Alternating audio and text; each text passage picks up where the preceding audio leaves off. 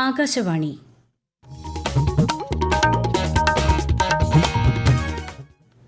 നമസ്കാരം. പ്രാദേശിക വാർത്തകൾ വായിക്കുന്നത് സോഫിയ ഡാനിയൽ.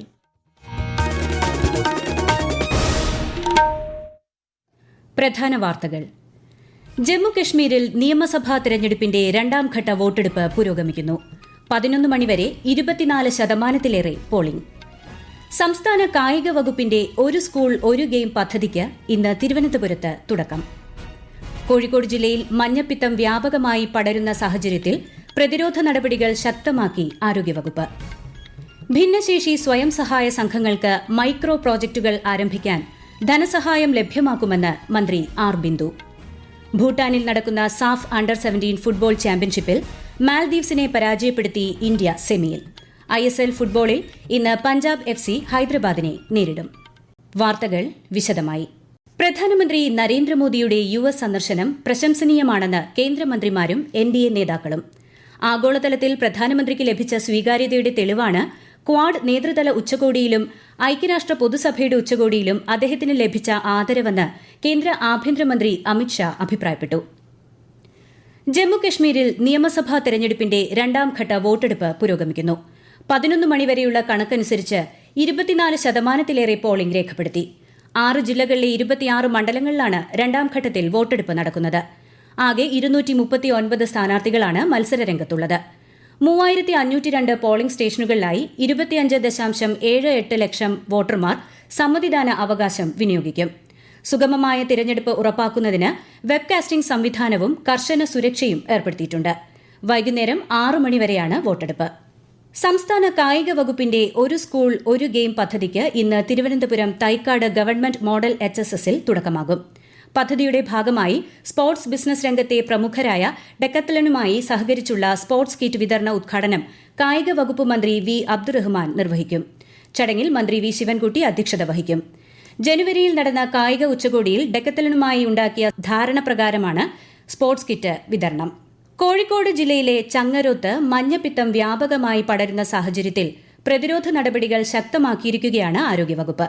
കൂടുതൽ വിവരങ്ങളുമായി ആകാശവാണി കോഴിക്കോട് ജില്ലാ പ്രതിനിധി നസീർ ബാബു. കോഴിക്കോട് ജില്ലയിൽ ചങ്ങരോത്ത് ഗ്രാമപഞ്ചായത്ത് പരിധിയിൽ ഒരു സ്കൂളിലെ 10 പേർക്കാണ് ഇതിനകം രോഗം റിപ്പോർട്ട് ചെയ്ത് 15 പേർ നിലവിൽ ആശുപത്രിയിൽ ചികിത്സയിലുണ്ട്. 7 പേർ രോഗം ഭേദമായി ആശുപത്രി വിട്ടു. സ്കൂളിന് നിലവിൽ അവധി നൽകിയിരിക്കുകയാണ്. പഞ്ചായത്തിലെ സ്കൂൾ എഡ്യൂക്കേഷൻ കമ്മിറ്റി യോഗവും ഇന്ന് ചേരുന്നുണ്ട്. മഞ്ഞപ്പിത്തം റിപ്പോർട്ട് ചെയ്ത സാഹചര്യത്തിൽ ചങ്ങരോത്ത് കുടുംബാരോഗ്യ കേന്ദ്രത്തിനെയും ഗ്രാമപഞ്ചായത്തിന്റെ നേതൃത്വത്തിൽ ഊർജിതമായ രോഗപ്രതിരോധ പ്രവർത്തനങ്ങൾ നടന്നുവരികയാണ്. 10 ഇടങ്ങളിൽ നിന്നും സാമ്പിളുകൾ ശേഖരിച്ചിട്ടുണ്ട്. ഭൂമി തരം മാറ്റൽ അപേക്ഷകൾ വേഗത്തിൽ തീർപ്പാക്കുന്നതിനായി രണ്ടാംഘട്ട അദാലത്ത് നടത്താൻ റവന്യൂ സെക്രട്ടേറിയറ്റ് യോഗം തീരുമാനിച്ചതായി മന്ത്രി കെ രാജൻ. ഒക്ടോബർ 25 മുതൽ നവംബർ 15 വരെ താലൂക്ക് തലത്തിലാണ് അദാലത്ത് സംഘടിപ്പിക്കുകയെന്ന് മന്ത്രി വ്യക്തമാക്കി. ഓരോ താലൂക്കിലെയും സമയക്രമം നിശ്ചയിക്കുന്നതിന് ലാൻഡ് റവന്യൂ കമ്മീഷണറെ ചുമതലപ്പെടുത്തിയതായും അദ്ദേഹം പറഞ്ഞു. രണ്ടാംഘട്ട അദാലത്തിന്റെ സംസ്ഥാനതല ഉദ്ഘാടനം ഒക്ടോബർ 25 നടക്കും. ഭിന്നശേഷി സ്വയം സഹായ സംഘങ്ങൾക്ക് മൈക്രോ പ്രോജക്ടുകൾ ആരംഭിക്കാൻ ധനസഹായം ലഭ്യമാക്കുമെന്ന് മന്ത്രി ആർ ബിന്ദു. കേരള സംസ്ഥാന ഭിന്നശേഷി ക്ഷേമ കോർപ്പറേഷൻ ഒറ്റത്തവണയായി 20,000 രൂപയാണ് ധനസഹായമായി നൽകുക. നിലവിൽ ധനസഹായം ലഭിച്ചിട്ടുള്ള സംഘങ്ങൾക്ക് ആനുകൂല്യത്തിന് അർഹതയുണ്ടായിരിക്കില്ല. അടുത്ത മാസം 15 അപേക്ഷ സമർപ്പിക്കാനുള്ള അവസാന തീയതി. പീഡന പരാതിയിൽ ചലച്ചിത്ര താരം ഇടവേള ബാബു പ്രത്യേക അന്വേഷണ സംഘത്തിന് മുന്നിൽ ഹാജരായി. കൊച്ചിയിലെ ഓഫീസിലാണ് ഹാജരായത്. അതേസമയം യുവനടിയുടെ പീഡന പരാതിയുടെ പശ്ചാത്തലത്തിൽ നടൻ സിദ്ദിഖിനായി പ്രത്യേക അന്വേഷണ സംഘം തിരച്ചിൽ ഊർജിതമാക്കി. സിദ്ദിഖുമായി അടുത്ത ബന്ധമുള്ളവരെ ചോദ്യം ചെയ്യുമെന്നാണ് റിപ്പോർട്ട്. ഇന്നലെ സിദ്ദിഖ് നൽകിയ മുൻകൂർ ജാമ്യ ഹർജി ഹൈക്കോടതി തള്ളിയതിനു പിന്നാലെയാണ് സിദ്ദിഖിനായി പോലീസ് തിരച്ചിൽ ആരംഭിച്ചത്. വേണാട് പാലരുവി ട്രെയിനുകളിലെ യാത്രാ ദുരിതം സംബന്ധിച്ച് K Francis George MP railway divisional മാനേജറുമായി ചർച്ച നടത്തി. യാത്രാ ദുരിതത്തിന് പരിഹാരമെന്ന നിലയിൽ രാവിലെ പാലരുവി വേണാട് ട്രെയിനുകൾക്കിടയിൽ Punalur Ernakulam MEMU train service ആരംഭിക്കണമെന്ന് MP ആവശ്യപ്പെട്ടു. പ്രശ്നപരിഹാരത്തിന് ആവശ്യമായ നടപടികൾ സ്വീകരിക്കുമെന്ന് DRM ഉറപ്പു നൽകിയതായി MP അറിയിച്ചു. നിലവിലെ പ്രതിസന്ധി കണക്കിലെടുത്ത് പാലരുവി വേണാട് ട്രെയിനുകളിൽ അധിക കോച്ചുകൾ കൂട്ടിച്ചേർത്തിട്ടുണ്ട്. ഈ വാർത്തകൾ ആകാശവാണിയിൽ നിന്ന്. ലക്ഷദ്വീപിൽ പുരോഗമിക്കുന്ന സ്വച്ഛ് ഭാരത് സ്വച്ഛ് സാഗർ അഭിയാന്റെ ഭാഗമായി CRPFന്റെ നേതൃത്വത്തിൽ വിവിധ ദ്വീപുകളിലായി തീരദേശ ശുചീകരണ പരിപാടികൾ സംഘടിപ്പിച്ചു. കമാൻഡിംഗ് ഓഫീസറുടെ നേതൃത്വത്തിൽ കവരത്തി, അഗത്തി, അന്ത്രോത്ത് ദ്വീപുകളിലെ CRPF ജവാന്മാരാണ് തീരദേശ ശുചീകരണ യജ്ഞത്തിൽ പങ്കാളികളായത്. മൂന്നാം നരേന്ദ്രമോദി സർക്കാർ അധികാരത്തിലെത്തി 100 ദിവസങ്ങൾ പൂർത്തിയാക്കുമ്പോൾ നിരവധി പദ്ധതികളാണ് നടപ്പാക്കി വരുന്നത്. പുതിയ പദ്ധതികൾ രാജ്യത്തിന്റെ സമഗ്ര വളർച്ചയ്ക്ക് സഹായകമാകുമെന്ന് പ്രമുഖ സാമ്പത്തിക വിദഗ്ധൻ എസ് ആദികേശവൻ ആകാശവാണി വാർത്തകളോട് പറഞ്ഞു. നടപ്പിലാക്കിയ 2-3 കാര്യങ്ങൾ മാത്രം എടുത്തു നോക്കിയാൽ പോലും നമുക്ക് കാണുവാൻ സാധിക്കും എത്രത്തോളം സാമ്പത്തിക വളർച്ചയ്ക്ക് ഊന്നൽ നൽകുന്നോ അത്രത്തോളം തന്നെ അതിന്റെ ഗുണം കിട്ടാൻ തക്കവണ്ണമുള്ള കുറെ നടപടികളും ഈ 100 ദിവസത്തിനകം സർക്കാർ എടുക്കുകയുണ്ടായി. പ്രധാനമായിട്ടും വികസനത്തിന്റെ കാര്യമെടുത്താൽ 15ഓളം ഇൻഡസ്ട്രിയൽ പാർക്സ് സ്ഥാപിക്കാനുള്ള സുപ്രധാനമായ ഒരു തീരുമാനമെടുക്കുകയുണ്ടായി. നമ്മുടെ പാലക്കാട് അടക്കം രാജ്യത്താകമാനം ഇൻഡസ്ട്രിയൽ പാർക്കുകൾ സ്ഥാപിക്കാനായിട്ടുള്ള തീരുമാനം വളരെ സ്വാഗതാർഹമാണ്. സംസ്ഥാനത്ത് ഒറ്റപ്പെട്ടയിടങ്ങളിൽ വ്യാപക മഴയ്ക്ക് സാധ്യതയെന്ന് കേന്ദ്ര കാലാവസ്ഥാ വകുപ്പ്. കണ്ണൂർ, കാസർഗോഡ് ജില്ലകളിൽ ഇന്ന് മഞ്ഞ ജാഗ്രത പ്രഖ്യാപിച്ചു. കേരള, കർണാടക, ലക്ഷദ്വീപ് തീരങ്ങളിൽ മത്സ്യബന്ധനത്തിന് വിലക്ക്. ശനിയാഴ്ച വരെ കൊങ്കൺ മേഖല, ഗോവ, മധ്യ മഹാരാഷ്ട്ര, ഗുജറാത്ത് എന്നിവിടങ്ങളിലും അതിശക്തമായ മഴയ്ക്ക് സാധ്യതയുണ്ട്. പ്രധാനമന്ത്രി നരേന്ദ്രമോദി ആകാശവാണിയിലൂടെ രാജ്യത്തെ ജനങ്ങളുമായി ആശയങ്ങൾ പങ്കുവയ്ക്കുന്ന പ്രതിമാസ പ്രഭാഷണ പരിപാടി മൻ കി ബാത്ത് ഞായറാഴ്ച രാവിലെ 11 മണിക്ക്. പരിപാടിയുടെ 114-ാം പതിപ്പാണിത്. പരിപാടിയിലേക്ക് ജനങ്ങൾക്ക് ആശയങ്ങളും അഭിപ്രായങ്ങളും 1800-11-7800 എന്ന നമ്പറിലോ മൈ ജിഒവി ഓപ്പൺ ഫോറത്തിലോ ഈ മാസം 27 വരെ അറിയിക്കാവുന്നതാണ്. ഇന്ന് ലോക ഫാർമസിസ്റ്റ് ദിനം. ഇന്റർനാഷണൽ ഫാർമസ്യൂട്ടിക്കൽ ഫെഡറേഷനാണ് ദിനാചരണം സംഘടിപ്പിക്കുന്നത്. എല്ലായിടത്തും ആരോഗ്യകരമായ ജനസമൂഹം കെട്ടിപ്പടുക്കുന്നതിൽ ഫാർമസിസ്റ്റുകൾ വഹിക്കുന്ന നിർണായക പങ്ക് തിരിച്ചറിയാനാണ് ദിനാഘോഷം. ഫാർമസിസ്റ്റുകൾ ആഗോള ആരോഗ്യ ആവശ്യങ്ങൾ നിറവേറ്റുന്നു എന്നതാണ് ഈ വർഷത്തെ ദിനാചരണ സന്ദേശം. ഭൂട്ടാനിൽ നടക്കുന്ന സാഫ് അണ്ടർ-17 ഫുട്ബോൾ ചാമ്പ്യൻഷിപ്പിൽ മാൽദീവ്സിനെ പരാജയപ്പെടുത്തി ഇന്ത്യ സെമിയിൽ. ശനിയാഴ്ച നടക്കുന്ന ആദ്യ സെമിയിൽ ഗ്രൂപ്പ് ബിയിലെ റണ്ണറപ്പ് ടീമിനെ ഇന്ത്യൻ സംഘം നേരിടും. ഈ മാസം 30-നാണ് ഫൈനൽ.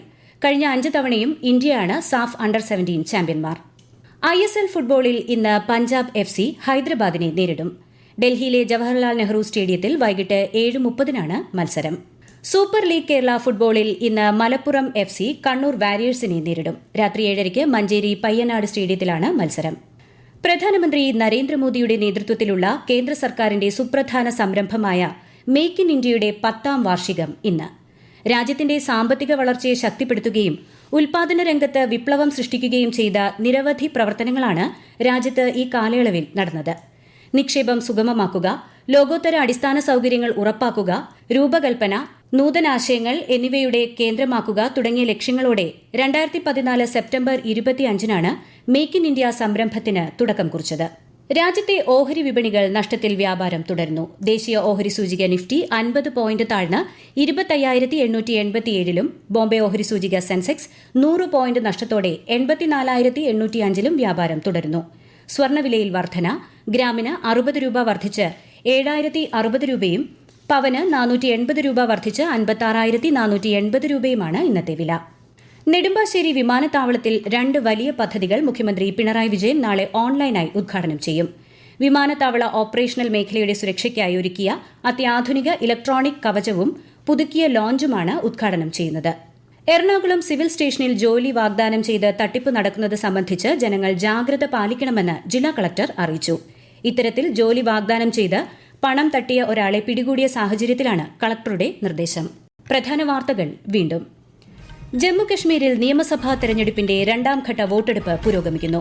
11 മണിവരെ 24% പോളിംഗ്. സംസ്ഥാന കായിക വകുപ്പിന്റെ ഒരു സ്കൂൾ ഒരു ഗെയിം പദ്ധതിക്ക് ഇന്ന് തിരുവനന്തപുരത്ത് തുടക്കം. കോഴിക്കോട് ജില്ലയിൽ മഞ്ഞപ്പിത്തം വ്യാപകമായി പടരുന്ന സാഹചര്യത്തിൽ പ്രതിരോധ നടപടികൾ ശക്തമാക്കി ആരോഗ്യവകുപ്പ്. ഭിന്നശേഷി സ്വയം സഹായ സംഘങ്ങൾക്ക് മൈക്രോ പ്രോജക്ടുകൾ ആരംഭിക്കാൻ ധനസഹായം ലഭ്യമാക്കുമെന്ന് മന്ത്രി ആർ ബിന്ദു. ഭൂട്ടാനിൽ നടക്കുന്ന സാഫ് അണ്ടർ-17 ഫുട്ബോൾ ചാമ്പ്യൻഷിപ്പിൽ മാൽദീവ്സിനെ പരാജയപ്പെടുത്തി ഇന്ത്യ സെമിയിൽ. ISL ഫുട്ബോളിൽ ഇന്ന് പഞ്ചാബ് FC ഹൈദരാബാദിനെ നേരിടും. പ്രാദേശിക വാർത്തകൾ കഴിഞ്ഞു. അടുത്ത വാർത്താ പ്രക്ഷേപണം 12:50-ന്.